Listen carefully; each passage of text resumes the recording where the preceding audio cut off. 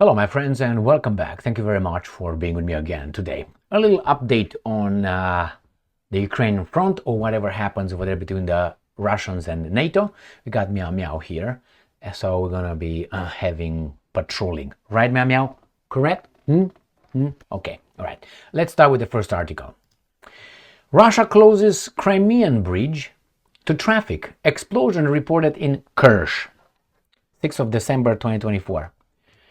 The Russians closed, he's on the move, the Crimean Bridge to traffic. Yes, keep going. All right, move your butt. On the morning of 6th December, and reports of explosions in the city of Kerch emerged on social media. All right, but that's the first topic. And vehicular traffic on the Crimean Bridge has been temporarily suspended. These guys will try to destroy that Kerch Bridge before this war ends. And as I said many times before, I think they will be successful. The problem is the Russians will fuck them up if they do so.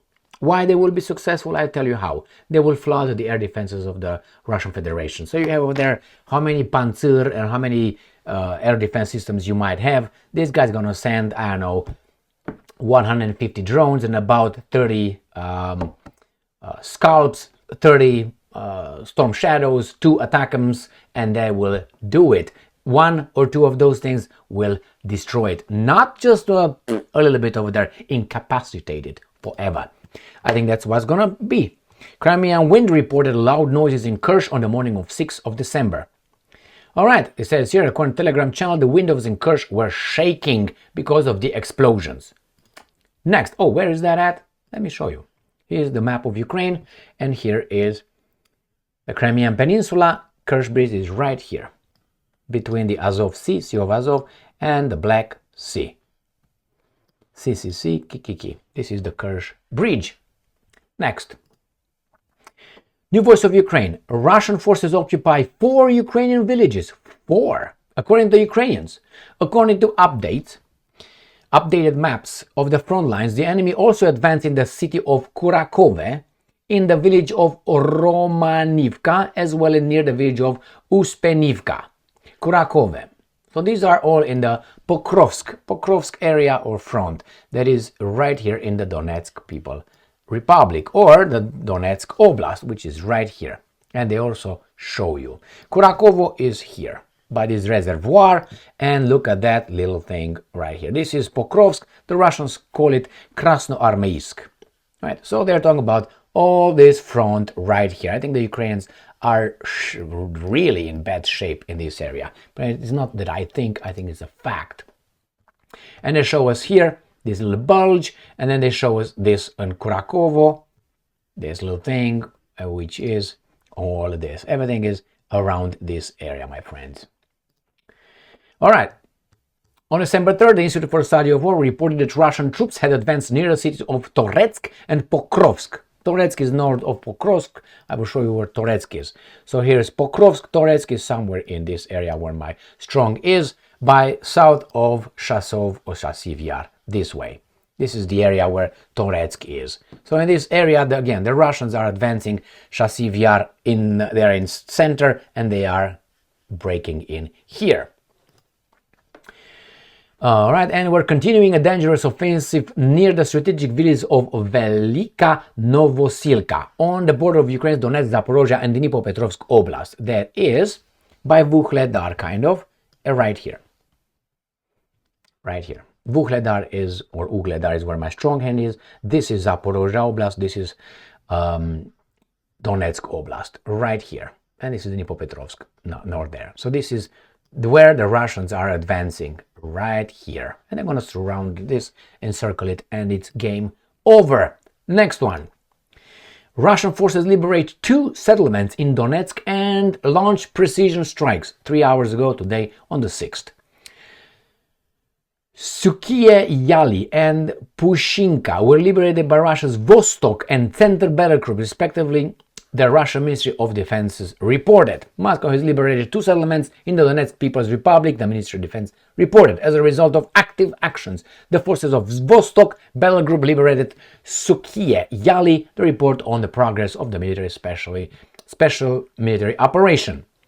The forces of Russia's center battle group likewise took full control over the Pushkinia settlement. So all these things, as I said, are in the Donetsk Oblast, which is from here to here, right here. All right, let's move on. Let's see what these guys are saying. Russians prepare for Dnipro crossing at training grounds. Well, I covered this yesterday. The Russians supposedly, or not supposedly, reportedly by the Ukrainians, they have 300 boats, not 301, not 299, no, ready to invade in the Kherson right here. This is Kherson. So they tried to cross the Dnipro River in this area towards Kherson, which is the city of Kherson. The Russians had for some time, and then a little time, and then the Ukrainian pushed them back over to the left side of the river, Donetsk, that flows into the Black Sea. So supposedly the Russians are preparing to invade this area. All right, let's see. Russian prepare. He said, who's he? These guys, that's what they do. This is coming from Yahoo. If I go to the New Voice of Ukraine, in between this and this picture, there's another paragraph. These guys almost always are ignoring this paragraph, which is sometimes very more revealing than the whole article. He said, who's he? There are no signs the Russian dictator, he's the dictator today, is preparing to end the war against Ukraine, unless it's on his terms. And I'm quoting, I will add separately that the Russians are practicing a potential crossing on the Dnipro at training grounds, he wrote. Kovalenko also noted that the occupiers are now limiting exemptions from mobilization for security forces and employees of Russia's defense industry, leaving a large field for potential mobilization in the future to cheaply replenish forces. Got it? So they're talking, as I said, about this area right there. Well, finally, the Russians, people start more and more pointing the finger at whose fault is this war. And we have here one guy called Orban, the prime minister of the great country of Hungary. And he says Orban blames Biden for Ukraine's conflict. The war wouldn't have happened without America, the Hungarian prime minister has claimed. U.S. interference triggered the escalation of the Ukraine conflict in 2020. What interference? His comments came after Moscow accused Washington of lacking common sense and restraint in its approach to the conflict. In an interview with public broadcaster Kossuth Radio on Friday, Orban claimed the United States had played a decisive role in the conflict. Do you agree with that? Raise your hand if you agree with that. All right, and I'm quoting, America is one of the main players in this war. Without America, this war would have never happened. Ukraine would not have been able to resist without American support. I think they were done in 2 weeks. The Prime Minister said, as quoted as Magyar Német newspaper. According to official figures, as of September 30th, Washington has allocated a total of nearly $183 billion in aid for Ukraine, with $130 billion committed and $86.7 billion distributed. Earlier this week, the U.S. Department announced more. An advice for you, my friends, who work for the government of the United States of America or for the state government. When, because that's happening, they tell you they don't have money for whatever, for giving you a day off, or they don't have money to, you have to pay from your money for your coffee in the office, because they don't have the money. In anything these guys are telling you, we cannot do this because we don't have the money, say bull, okay, loud and clear. I'm just kidding. I don't advise you to do that because these guys will fire you, even though you are right. They give billions of dollars from you to someone else, but they don't give you. The streets are shitty, the schools are old, the hospitals are dirty, but hey, the infrastructure in the United States is fantastic. Go to China, man. Go to town, man. What's his name is? Tom Cruise says, go to town, man. Go to town. That's what I want you to do. So never accept this. Never. When they tell you, we don't have money, or the governor of your fucking state come, we don't have money for the... I want to say, how about that? That's the federal government.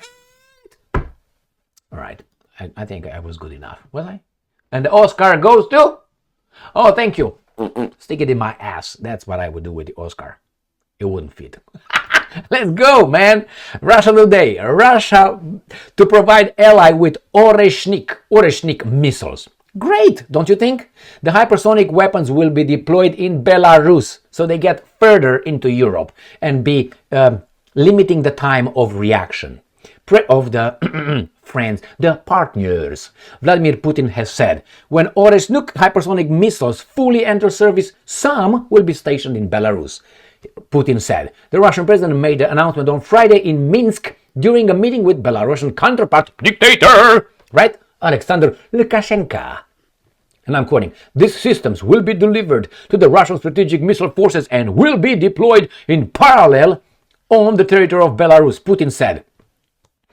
And I'm quoting, we have places where we can deploy these weapons with one condition, that the targets will be determined by the military political leadership of Belarus and that the Russian specialists will service the deployment of weapons. So he wants independence. Not like the Romanians and the Poles looking at the Americans' air defense systems located on their imbecilic territories. Not like that, because those are vassal states. This guy says, no, Putin, I want full control of those. And Putin is going to say, davai. All right, let's go, my friends. What do we have here? So Putin agreed and said the missiles could be deployed in the second half of 2025. All right, this is speeds of Mach 10 and boop. And if they use a lot of them, they could together have the level of an nuclear explosion. Got that? Capisci? So the Russians mean business. Do you think they're bluffing? Okay. When you're gonna go punch in the face and you can't recover, go and tell those guys who told you the Russians are just flexing muscles and just bluffing. Go and grab them. You can't. You're already down. And they're far, far away with a loot.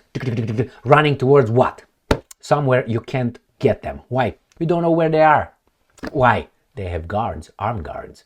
And by the way, they have the police, the law enforcement. Thank you very much. And the FBI, CIA, and the military. So you're gonna be we are going. I'm in the same boat. Let me just dump. Right now we're both together rowing. Thank you very much for being with me again today. Unbelievable. Actually, not at all. It's just normal. Stay strong, stay smart, look for the truth, and be just.